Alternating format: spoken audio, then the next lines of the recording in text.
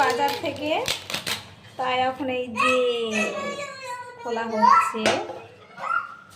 বাবা, 1950 টাকা বাদ দিয়ে দুধের দাম পাওয়া যায়, আর এটা দিলে আজকে তিন দাম। দুধের দাম 3045 টাকা।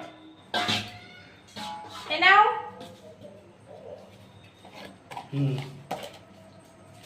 তো এই যে শসা পেঁয়াজ, একবার দুধের দাম দাও, দুধের দাম দাও।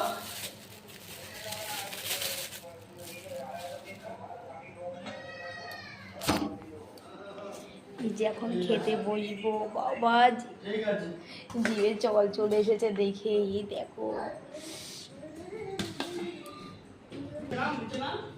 যে এখন খেতে বসি।